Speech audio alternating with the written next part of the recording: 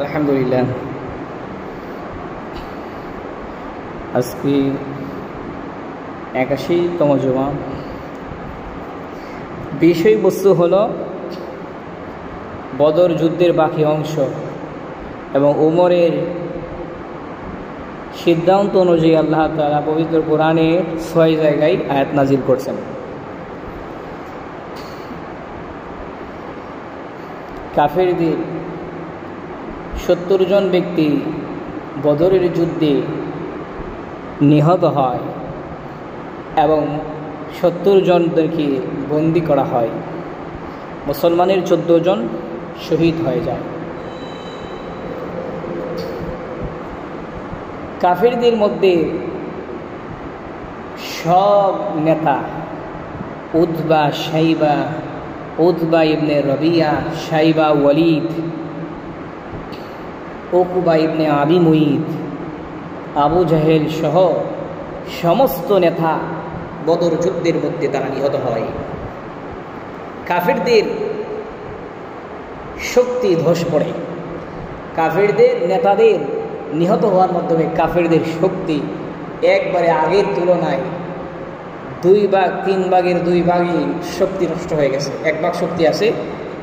এই কাফেরদের মধ্য থেকে আবু সুফিয়ান এবং আবুল আহাব এই যুদ্ধে অংশগ্রহণ করে নাই। উতবা ইবনে রবিয়া যে বদর যুদ্ধের মধ্যে মারা গেছে, সেও অংশগ্রহণ করতে চায় নাই। কারণ কাফের উতবা ইবনে রবিয়া এবং মুসলমানদের সাদ রাদিয়াল্লাহু তাআলা আনসার সাহাবী, ওনার বাড়ি মদিনায়। এই মক্কার কাফের আর মদিনার মুসলমান 2 জনের মধ্যে একটা বন্ধুত্বের সম্পর্ক ছিল। উতবা ইবনে রবিয়া যখন সিরিয়া শাম দেশে সফরে বের হতেন, তখন মদিনায় আইসা সাদ মুসলমান সাহাবী সাদের বাড়িতে আইসা মেহমান হইতেন।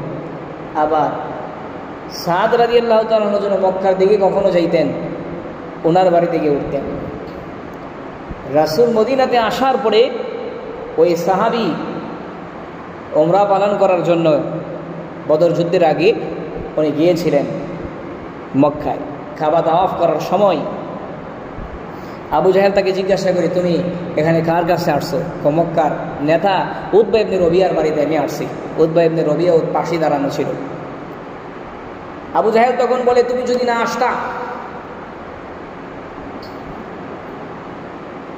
তুমি যদি তার বাড়িতে না উঠতা, তাহলে আমি তোমাকে আর কখনো মদিনায় ফিরে যাইতে দিতাম না। কারণ তুমি আমাদের লোককে, তোমরা আনসারীরা, তোমরা মদিনার মানুষ, আমাদের লোক মুহাম্মদকে কেন আশ্রয় দিলা? এই কারণে সাদ রাদিয়াল্লাহু তাআলা আবু জাহেলের সামনে তাকে জবাব দিয়ে দিলেন যে, তুমি এ কথা বলছো, আমরাও কখনোই তোমাকে ছেড়ে কথা বলবো না। যখন আবু জাহেলের মুখ বরাবর একটা কথা বললেন, তখনও উতবা বললেন, তুমি আমাদের নেতাকে এমন করে কথা বলিও না।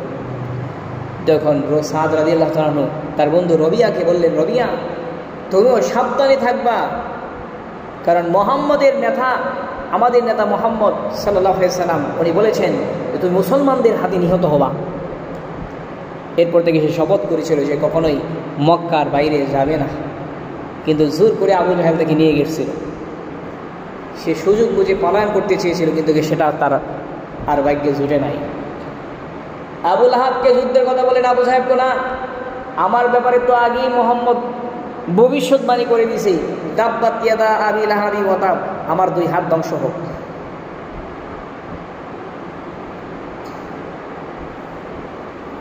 আমার 2 হাত ধ্বংস হোক, সুতরাং আমি যদি যাই তাহলে আমার 2 হাত কেটে ফেলবে, যাও না। কিন্তু এরপরেও বদর যুদ্ধের 7 দিন পরে আবুল আহাবের বসন্ত হয়, তার শরীরে পচন সৃষ্টি হয়, এক পর্যায়ে সে মারা যায়।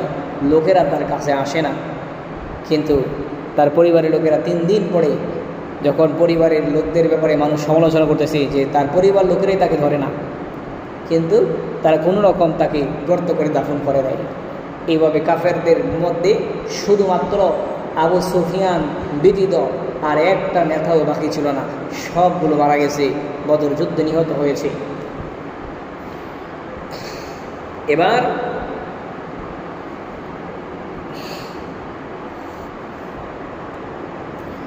বদর যুদ্ধের মধ্যে কাফেরদের প্রধান সেনাপতি আবু জাহেল, তার কি অবস্থা বুখারী শরীফের মধ্যে এবং মুসলিম শরীফে তার মৃত্যুর ঘটনাটা বর্ণিত আছে।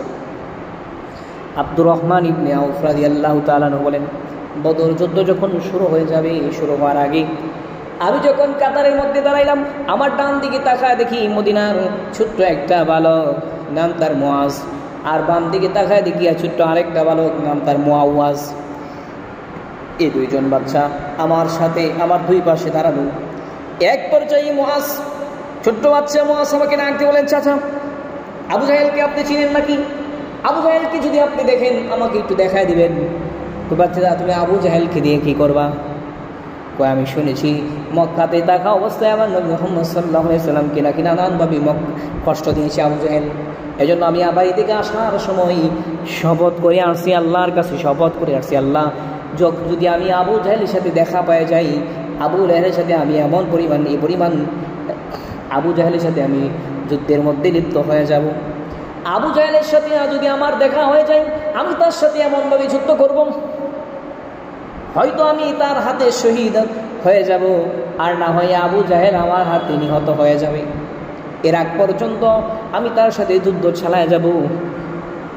আব্দুর রহমান ইবনে আউফ কই, এরপরে বাম পাশের ছেলেটা মুআওয়াজ ও আমাকে আগের ছেলেটার মতোই একই কথা বলে।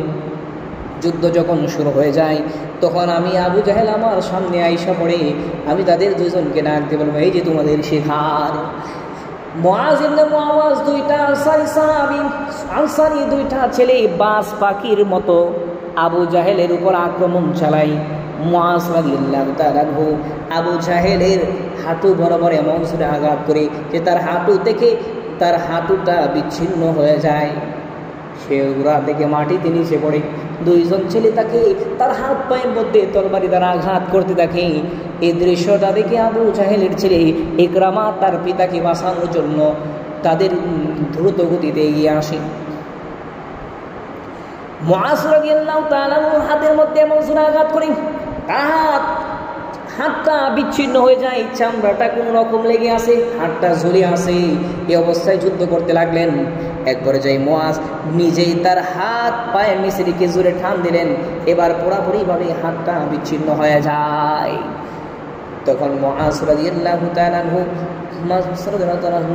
এক হাতে যুদ্ধ করতে থাকে। মুআজ উনি শাহাদাত বরণ করে নাই, উনি উসমান রাদিয়াল্লাহু তাআলা আনহুর খেলাফত পর্যন্ত জীবিত ছিলেন। আর মুআওয়াজ ওনাকে কাফেররা আক্রমণ চালায়, কাফেররা আক্রমণ করে তাকে আঘাত করতে করতে শহীদ করে দেয়। যুদ্ধ যখন মুসলমানরা বিজয় হয়ে যায়, আল্লাহর হাবিব সাহাবীদেরকে ডাক দিয়ে বলেন, আমার সাহাবীরা তোমরা কি আসো, আবু জাহেলের সংবাদটাকে আমাকে একটু জানাও, আবু জাহেলের অবস্থাটাকে একটু জানাও। আবু জাহেলকে অবস্থা কি জানাও।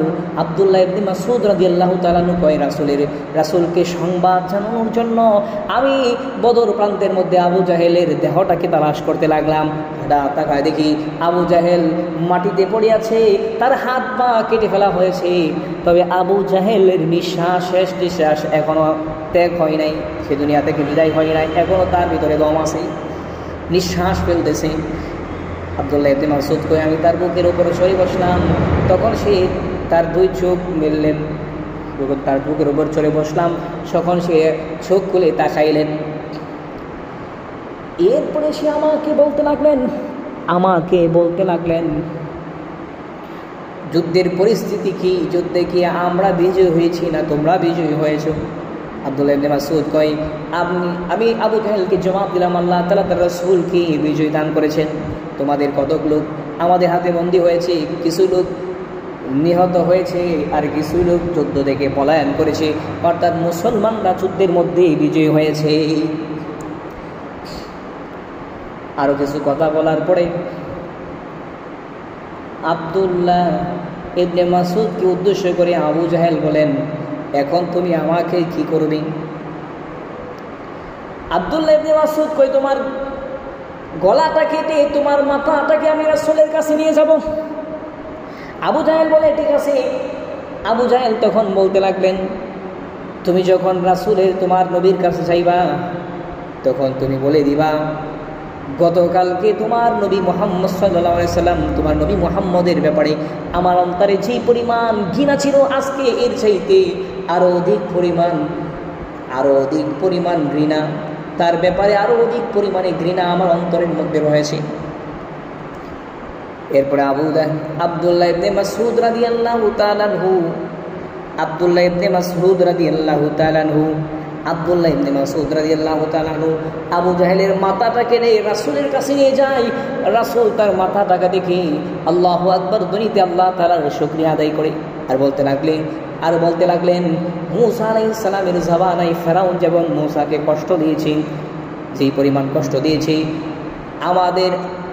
আমার জামানায় মূসা নবীকে যেমন কষ্ট দিয়েছে, এই জামানায় আবু জাহেল ফেরাউনের চাইতেও আমাকে অধিক বেশি কষ্ট দিয়েছে। কিন্তু মূসা আলাইহিস সালামের জামানার ফেরাউন মৃত্যুর আগে কালেমা পড়েছিলেন, কিন্তু তার কালেমাকে আল্লাহ তাআলা গ্রহণ করে নাই। আর আবু জাহেল কালেমা পড়বে দূরের কথা, মৃত্যুর সময়ও সে অহংকার করেছে। অহংকারের কালেমা পড়তে পড়তে দুনিয়া থেকে বিদায় হয়ে জাহান্নামের বাসিন্দা হয়ে গেছে। আবুল হাবের এইভাবে তার মৃত্যুটা হয়। মৃত্যুর সময়ও অহংকার প্রদর্শন করে।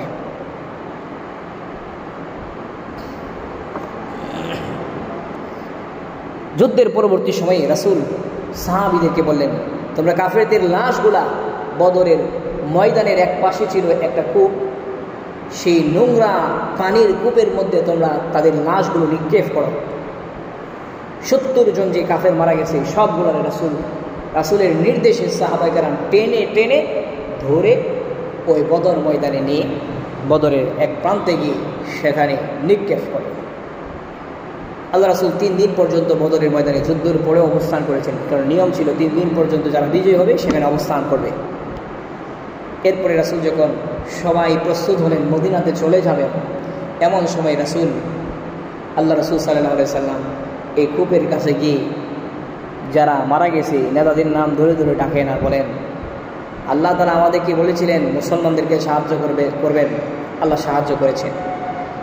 তোমাদের সাথে যে আল্লাহ ওয়াদা করেছিলেন তোমাদেরকে শাস্তি দিবেন, তোমরা কি এই শাস্তি ভোগ করতেছো? আল্লাহ কি সত্যই বলেছিলেন? এই নিহত ব্যক্তিদের উদ্দেশ্যে রাসূল এই কথা বলতেছেন। ওমর বলেন, ইয়া রাসূলুল্লাহ, আপনি কাদের সাথে কথা বলেন? তারা তো মারা গেছে, তারা তো আমাদের কথা শুনবে না। রাসূল বলে, হ্যাঁ অবশ্যই শুনবে, তোমরা তাদের চাইতে বেশি শুনতে পাও না, তারা আমাদের কথা অবশ্যই শুনতে পায়, কিন্তু জবাব দেওয়ার ক্ষমতা তাদের নাই। আল্লাহ রাসূল সাল্লাল্লাহু আলাইহি ওয়াসাল্লাম যায়েদ ইবনে হারিসাকে পাঠালেন, যাও মদিনাতে গিয়ে সুসংবাদ দাও যে মুসলমানরা বিজয় হয়েছে, কাফেরদের সব নেতা নিহত হয়েছে। যায়েদ ইবনে হারিসা সংবাদ নিয়ে চলে গেলেন মদিনাতে বড় বড় সব সাহাবীরা তারা যুদ্ধে অংশগ্রহণ করলেও ওসমান যুদ্ধে অংশগ্রহণ করে নাই, কারণ উসমানের স্ত্রী রুকাইয়া, যিনি রাসূলের মেয়ে ছিলেন, উনি অসুস্থ ছিলেন। ওনার পাশে দেখার জন্য রাসূল বললেন, ওসমান তোমার যুদ্ধে যাওয়ার প্রয়োজন নেই, তুমি আমার মেয়ের কাছে থাকো। যেদিন মুসলমানরা যায়েদ ইবনে হারিসা মদিনায় গিয়ে সংবাদ দিলেন, সেদিনই উনি ইন্তেকাল করেছিলেন। ওনার জানাজা শেষে, দাফন শেষে যখন ওসমান বাড়িতে ফিরছিলেন, তখন যায়েদ ইবনে হারিসাকে দেখতে পাইলেন যে উনি বিজয়ের সুসংবাদ সবার কাছে প্রচার করছেন। এর কয়েকদিন পরেই রাসূল বদর প্রান্ত থেকে আস্তে আস্তে সাহাবীদেরকে সঙ্গে নিয়ে মদিনায় চলে আসেন। মদিনাতে আসার পরে এই যে 70 জন বন্দি করে নিয়ে আসছে, এই 70 জন বন্দি এরাও তাদের সাথে আসে। এই 70 জন বন্দি তারাও আসে। এই 70 জন বন্দির ব্যাপারে কি ফাইসালা হবে? 70 জন বন্দির ব্যাপারে আল্লাহ রাসূল নির্দেশ দিলেন, এই 70 জন বন্দিকে কি করা যায়। এর আগে এই 70 জন বন্দিকে 70 জন সাহাবীর কাছে দিলেন যে তোমাদের মেহমান তারা, হাত পায়ের মধ্যে বিড়ি লাগাইয়া তাদেরকে একটা রুমের মধ্যে বন্দি করে রাখে, বাড়িতে দিলেন যে তোমরা যা খাইবা তাদেরকে তাই খাইবা, সাবধান, তাদের সাথে খারাপ আচরণ করবা না। আল্লাহ রাসূলের নির্দেশে সাহাবায়ে কেরাম বন্দীদের সাথে এত সুন্দর আচরণ করলেন। কেমন আচরণ করলেন যে সাহাবায়ে কেরাম নিজেরা না খেয়ে তাদেরকে আবার খাবারের ব্যবস্থা করেন। এরপরে খাবার না থাকলে নিজেরাও হয়তো বা অনাহারে খাটিয়ে দেন, না হয় তারা খেজুর খেয়ে খাটায় দিতেন, কিন্তু রুটি গোশত এগুলো তাদেরকে খাওয়াইতেন। নিজেদের খাবার তাদেরকে পরাইতেন, যুদ্ধের মধ্যে যুদ্ধ করতে করতে তাদের কাপড় ছিঁড়ে গেছে, কাপড় দিতেন। রাসূলের চাচা ইবনে আব্বাস উনিও যুদ্ধের মধ্যে বন্দী হয়ে আসছে, ওনাকে কাপড় দিলেন সাহাবীরা, কিন্তু কারো কাপড় লাগে না। তখন মুনাফিক নেতা আব্দুল্লাহ ইবনে উবাই ইবনে সলুল তার একটা কাপড় রাসূলের চাচাকে দিলেন, কারণ উনি যেমন মুঠা বড় সুঠাম দেহের অধিকারী ছিলেন, উনিও বড় মুঠা সুঠাম দেহের অধিকারী ছিলেন, এই জন্য ওনার কাপড়টা দিলেন। যাই হোক, কিছুদিন পরে বন্দীদের ব্যাপারে কি ফাইসালা হবে আল্লাহ রাসূল সাল্লাল্লাহু আলাইহি ওয়াসাল্লাম সাহাবীদেরকে নিয়ে বসলেন। আল্লাহ রাসূল প্রথমে আবু বকরের কাছে পরামর্শ চাইলেন। আল্লাহর হাবিব রাহমাতুল্লিল আলামিন আবু বকরকে ডাক দিয়ে বলেন, আবু বকর, বদরের ময়দান থেকে 70 জন যে বন্দীদেরকে নিয়ে আসছি, এদের ব্যাপারে কি করা যায়? আবু বকর রাদিয়াল্লাহু তাআলা আনহু আল্লাহর হাবিবকে ডাক দিয়ে বলেন, ইয়া রাসূলুল্লাহ, ইয়া হাবিবাল্লাহ, যাদেরকে বন্দী করে আমরা নিয়ে আসছি এরা তো আমাদের বংশের লোক, আমাদের আত্মীয় স্বজন, তাদেরকে কোনো ক্ষতি না করে তাদেরকে ছেড়ে দেওয়া হোক, বিনিময়ে তাদের কাছ থেকে মুক্তিপণ নেওয়া হোক, কিছু টাকা পয়সা নিয়ে তাদেরকে আমরা ঝান ভিক্ষা দিয়ে ছেড়ে দেই, এতে করে আমরা তাদের কাছ থেকে যে টাকা পয়সা পাবো এটা ইসলামের কাজে ব্যয় করতে পারবো। আর তাদেরকে ছেড়ে দেওয়ার ফলে হতে পারে তারা ইসলামের ছায়াতলে ফিরে আসবে, ইসলাম ধর্ম গ্রহণ করতে পারে, এতে করে মুসলমানদের শক্তি আরো বৃদ্ধি পাবে। আল্লাহর হাবিব এবার আবু বকরকে ওমরকে ডাক দিয়ে বলেন, ওমর, এই 70 জন বন্দীর ব্যাপারে তোমার কি ফাইসালা, তোমার কি পরামর্শ? হযরত ওমর রাদিয়াল্লাহু তাআলা আনহু ডাক দিয়ে বলেন, ইয়া রাসূলুল্লাহ, আমি আবু বকরের চাইতে দ্বিমত পোষণ করলাম। ও আল্লাহর হাবিব, আমার মতে এই 70 জন বন্দী, এই 70 জন বন্দী সকলকে হত্যা করা হোক। ইয়া রাসূলুল্লাহ, এই 70 জন বন্দীর মধ্যে আমাদের নিকট আত্মীয়দেরকে আমরা নিজের হাতে হত্যা করব, এতে করে আল্লাহ তাআলা বুঝতে পারবেন যে এই কাফেররা আমাদের আত্মীয় হলেও তাদের ব্যাপারে আমাদের কোনো সমবেদনা নাই। আর তাদেরকে যদি ছেড়ে দেই, তারা সব বড় বড় নেতা, তাদেরকে যদি ছেড়ে দেওয়া হয় ইয়া রাসূলুল্লাহ, তাহলে তারা মক্কাতে গিয়ে আবার গভীর ষড়যন্ত্র করবে, মুসলমানদেরকে আক্রমণ করবে। এজন্য তাদেরকে ছেড়ে না দিয়ে তাদের সকলকে হত্যা করা এটাই হবে যথাযথ সিদ্ধান্ত। আল্লাহর হাবিব দয়ার নবী রাহমাতুল্লিল আলামিন আবু বকরের কথাটাকে পছন্দ করলেন। আবু বকর রাদিয়াল্লাহু তাআলা আনহুর সিদ্ধান্ত গ্রহণ করলেন যে আবু বকর বলেছেন তাদেরকে হত্যা না করে ছেড়ে দেওয়া হোক, মুক্তিপণের বিনিময়ে রাসূল ফাইসালা দিয়ে দিলেন। পরের দিন আল্লাহর হাবিব আবু বকর এবং ওমরকে ডাক দিয়ে বললেন, ওমর, আমি যদিও আবু বকরের পরামর্শটাকে গ্রহণ করে ফাইসালা দিয়েছি, কিন্তু তোমার যে পরামর্শ দিয়েছ সকলকে হত্যা করার পরামর্শ, স্বয়ং আল্লাহ তাআলা তোমার সিদ্ধান্তকে গ্রহণ করেছেন এবং কোরআনে আয়াত নাযিল করে দিয়েছেন। তোমার কথা মতো আল্লাহ তাআলা কোরআনের আয়াত নাযিল করে দিয়েছেন। আল্লাহ তাআলা সূরাতুল আনফালের 66 নম্বর আয়াতের মধ্যে বলেন, মা কানা লিনাবিয়্যিন আইয়াকুনা লাহু আসরা হাত্তা ইউসকিনা ফিল আরদি। আল্লাহ পাক তার রাসূলকে ডাক দিয়ে বলেন, রাসূল, নবীর জন্য উচিত নয় নবী শত্রুদেরকে মুক্তিপণ নিয়ে তাদেরকে ছেড়ে দিবে, এটা উচিত নয়। লাউলা কিতাবুম মিনাল্লাহি সাবাকা লামাসাকুম ফিহা আখাযাতকুম আযাবুন আযীম। আল্লাহর হাবিব বলেন, আল্লাহ তাআলা জানিয়ে দিয়েছেন যদি পূর্বের সিদ্ধান্ত না থাকতো তাহলে আল্লাহ তাআলা এই কারণে তোমাদেরকে আযাব দ্বারা গ্রেফতার করত। আল্লাহ তাআলা তোমরা মুসলমানদের কাফেরদের কাছ থেকে মুক্তিপণ নেওয়ার কারণে তোমাদেরকে আল্লাহ আযাব দিয়ে গ্রেফতার করতেন। আল্লাহ ওমরের সিদ্ধান্ত অনুযায়ী এই সিদ্ধান্তকে গ্রহণ করে কোরআনে আয়াত নাযিল করেছেন। আল্লাহর হাবিব বলেন, আল্লাহ জানিয়ে দিয়েছেন আমরা তাদেরকে আযাবে গ্রেফতার করব, কেন আমরা তাদেরকে ছাড়লাম? এই আযাব যদি আসতো ওমর ব্যতীত আমি সহ রাসূল সহ সবাই এই আযাবের মধ্যে গ্রেফতার হতাম। আল্লাহ তাআলা ওমরের কথাটাকে এত পছন্দ করলেন। শুধু এই জায়গায় নয়, এটা ব্যতীত আরও 5টা জায়গায়, মোট 6টা জায়গার মধ্যে আল্লাহ তাআলা ওমরের সিদ্ধান্ত অনুযায়ী, ওমরের মনের ইচ্ছা অনুযায়ী কোরআনে আয়াত নাযিল করেছেন। সুবহানাল্লাহ। এর মধ্যে একটা হলো বদরের এই যুদ্ধের এই বন্দীদের ব্যাপারে ফাইসালা। আরেক জায়গার মধ্যে মদিনাতে যখন মুনাফিক নেতা আব্দুল্লাহ ইবনে উবাই ইবনে সলুল মারা যায়, যারা প্রকাশ করছিল মুসলমান কিন্তু তারা প্রকৃত মুসলমান ছিল না, আব্দুল্লাহ ইবনে উবাই ইবনে সলুল যখন মারা যায়, রাসূল সাল্লাল্লাহু আলাইহি সাল্লামের কাছে তার ছেলে, সে আবার কাটে মুসলমান ছিল, আয়েশা বলেন, ইয়া রাসূলুল্লাহ, আমার পিতা মারা গেছে, আমি জানি সে মুনাফিক, এরপরেও আমার আশা আপনি তার জানাজার নামাজ পড়বেন, জানাজার নামাজের ইমামতি করবেন, আপনার শরীরে একটা কাপড় দেন আমার বাবার জন্য, যে আমি তার কাপড় দ্বারা কাফন করাবো। রাসূল কাপড় দিলেন। রাসূল জানাজার নামাজে যাওয়ার জন্য প্রস্তুত হচ্ছেন। এমন সময় ওমর এসে বলল, ইয়া রাসূলুল্লাহ, কোথায় যান? ওই যে আব্দুল্লাহ ইবনে উবাই ইবনে সুলুল যে মারা গেল, মুনাফিক সর্দার, তার জানাজা নামাজ পড়ানোর জন্য যাই। আল্লাহ তাআলা ওমর কই, ইয়া রাসূলুল্লাহ, আপনি তার জানাজার নামাজে যায়েন না।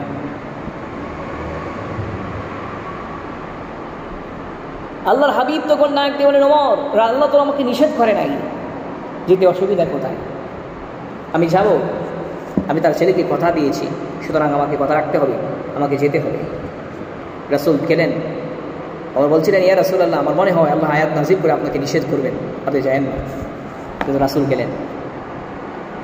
রাসূল যাওয়ার পরে জানাজা নামাজ পড়লেন। জানাজা নামাজ পড়ার পরে আল্লাহ তাআলা ঠিকই কোরআনে আয়াত নাযিল করলেন। সূরা তাওবার 84 নম্বর আয়াত, ওয়ালা তুসাল্লি আলা আহাদিম মিনহুম মাতা আবাদান ওয়ালা তাকুম আলা কবরিহি ইন্নাহুম কাফারু বিল্লাহি ওয়া রাসূলিহি ওয়া মাতা ওয়া হুম ফাসিকুন। আল্লাহ পাক আয়াত নাযিল করে রাসূলকে সাবধান করলেন, ওয়ালা তুসাল্লি, আপনি নামাজ পড়বেন না, আলা আহাদিম মিনহুম, মুনাফিকরা যখন মারা যায় আপনি তাদের জানাজা নামাজ পড়বেন না কখনোই, ওয়ালা তাকুম আলা কবরি, তাদের কবর জিয়ারত করবেন না, ইন্নাহুম কাফারু বিল্লাহি ওয়া রাসূলিহি ওয়া মাতু ওয়া হুম ফাসিকুন, নিশ্চয়ই তারা তার রাসূল এবং আল্লাহ তাআলা এবং তার রাসূলকে অস্বীকার অবস্থায় মারা গেছে, তারা ফাসিকের অবস্থায়, মুনাফিকের অবস্থায় মারা গেছে। আল্লাহ তাআলা উমরের কথা অনুযায়ী আল্লাহ রাসূলকে নিষেধ করলেন যে কখনোই যেন মুনাফিকদের জানাজা নামাজ না পড়ে। এজন্য আল্লাহ তাআলা কোরআনের আয়াত নাযিল করলেন। ওমরের সিদ্ধান্তকে আল্লাহ গ্রহণ করে ওমরের কথা মোতাবেক আল্লাহ তাআলা কোরআনের আয়াত নাযিল করলেন। সুবহানাল্লাহ। 2 জায়গা, 3 জায়গা রমজান মাসে প্রথম রাতের বেলায় স্ত্রী সহবাস হারাম ছিল, কিন্তু আল্লাহ পাক রব্বুল আলামিন ওমর রাদিয়াল্লাহু তাআলা একদিন রাতের বেলায় স্ত্রীর সাথে সাক্ষাৎ করেন, স্ত্রীর সাথে সহবাস করেন। এরপরে রাতের বেলায়, পরের দিন সকালবেলায় রাসূলের কাছে আবদার করেন, ইয়া রাসূলুল্লাহ, এটা মুসলমানের জন্য অনেক কঠিন যে রমজান বেলা রাতের বেলাও স্ত্রী থেকে দূরে থাকতে হবে, আপনি দয়া করেন যেন আমরা রমজানে রাতের বেলা স্ত্রীদেরকে আল্লাহ তাআলা হালাল করে দেয়। আল্লাহ আয়াত নাযিল করলেন, উহিল্লা লাকুম লাইলাতাস সিয়ামির রাফাসু ইলা নিসাইকুম হুন্না লিবাসুল লাকুম ওয়া আনতুম লিবাসুল লাকুম। আল্লাহ তাআলা কোরআন আয়াত নাযিল করে জানায় দেয়, ইয়া ও রাসূল, আজকে থেকে আপনার উম্মতের জন্য কিয়ামত পর্যন্ত রমজান মাসের রাতের বেলায় স্ত্রীকে হালাল, স্ত্রী আপনাদের উম্মতের জন্য স্ত্রীকে হালাল করে দিলাম।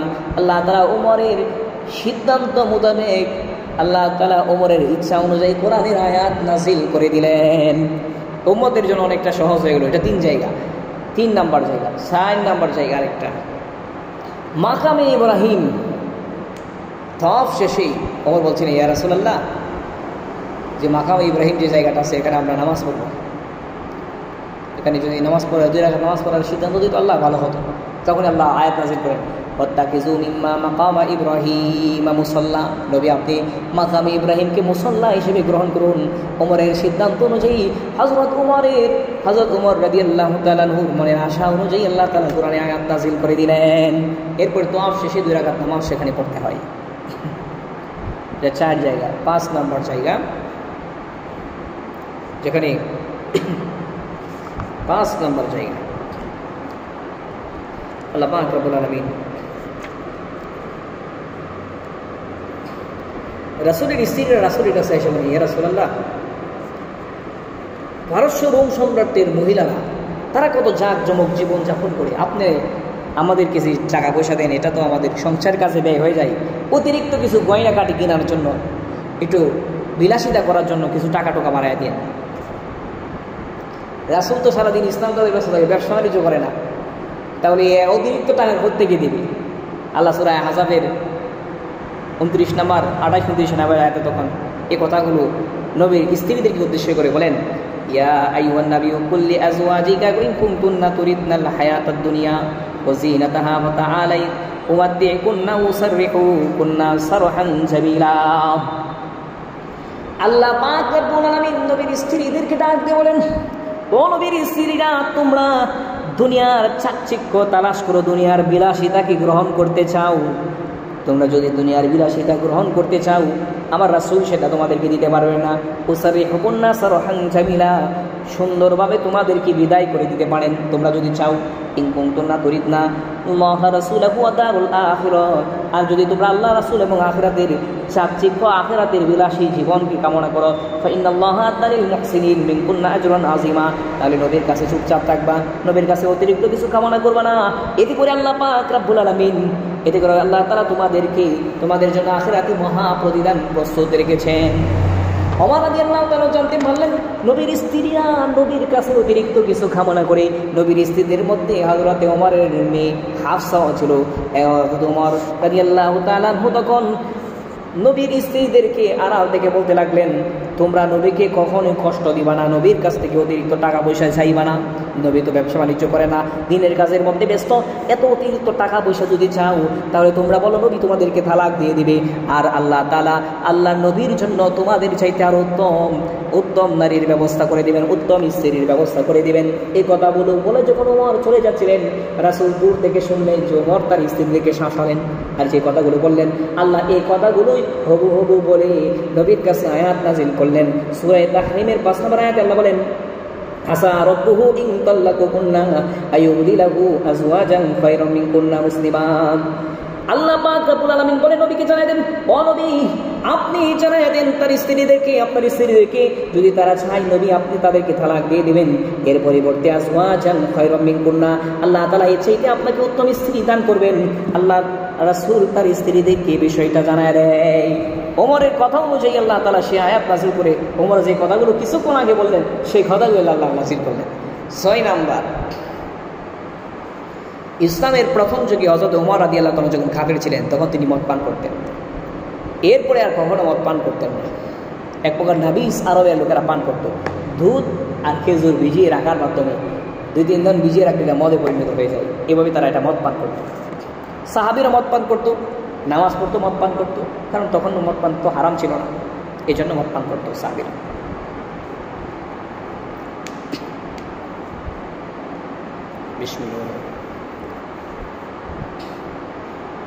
আল্লাহ পাক রব্বুল আলামিন হযরত ওমর রাদিয়াল্লাহু তাআলা আনহু চাচ্ছিলেন যে আল্লাহ যেন মদ হারাম করে দেয়।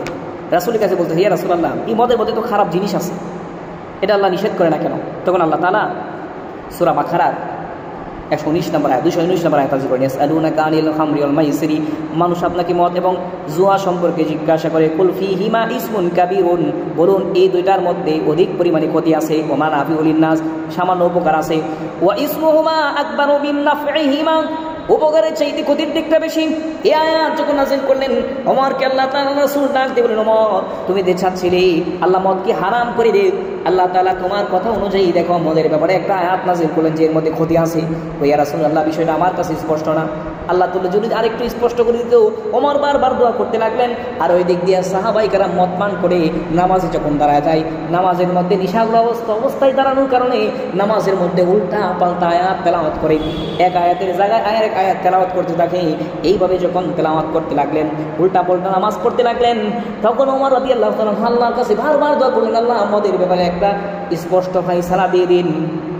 আল্লাহ তাআলা তখন দ্বিতীয় স্টেপে কোরআন আয়াত নাযিল করলেন, সূরাতুন নিসার ৪৩ নম্বর আয়াতে বলেন, ইয়া আইয়ুহাল্লাযীনা আমানু, হে ঈমানদারেরা, লা তাকরুবুস সালাত ওয়া আনতুম সুকারা, তোমরা যখন নেশাগ্রস্ত থাকবে, নেশাগ্রস্ত অবস্থায় তোমরা নামাজের কাছে যেও না। এই আয়াত যখন নাযিল হয়ে গেলেন, অনেক সাহাবায়ে কেরাম নামাজের মধ্যে মদ পান করার চাইতে বিরত থাকতো। একবার মদ পান করলে 2-3 ঘন্টা পর্যন্ত নেশাগ্রস্ত থাকতে হইতো। এই কারণে দিনের বেলায় মদ পান করা ছেড়ে দিলেন, শুধু রাতের বেলায় সাহাবায়ে কেরাম মদ পান করেন, যেহেতু আল্লাহ তাআলা জায়েজের বিধান রেখেছেন। এরপরে আল্লাহ ওমর রাদিয়াল্লাহু তাআলা আল্লাহর কাছে আরো দোয়া করতে লাগলেন, আল্লাহ মদ পানের ব্যাপারে তুমি স্পষ্ট করে দাও, চূড়ান্ত একটা ফয়সালা করে দাও, মদ পানকে তুমি হারাম ঘোষণা করে দাও।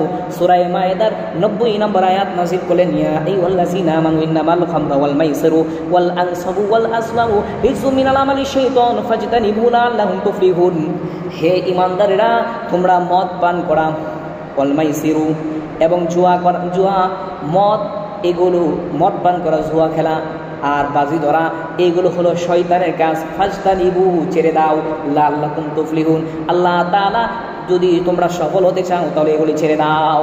এই আয়াত নাযিল হওয়ার পরে সাহাবীরা রাসূলের কাছে এসে বললেন, ইয়া রাসূলুল্লাহ, মদ পান তো আজ থেকে হারাম হয়ে গেল, কিন্তু এতদিন পর্যন্ত যে আমরা মদ পান করেছি এর জন্য কোনো গুনাহ হবে নাকি?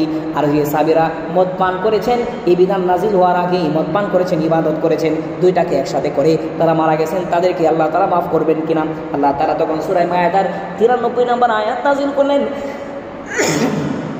লাইসা আলাল্লাযীনা আমানু ওয়া আমিলুস সালিহাতি জুনাহুন ফীমা তামিউ ইযা মাত্তাকুল্লাহু ওয়া আমিলুস সালিহাত।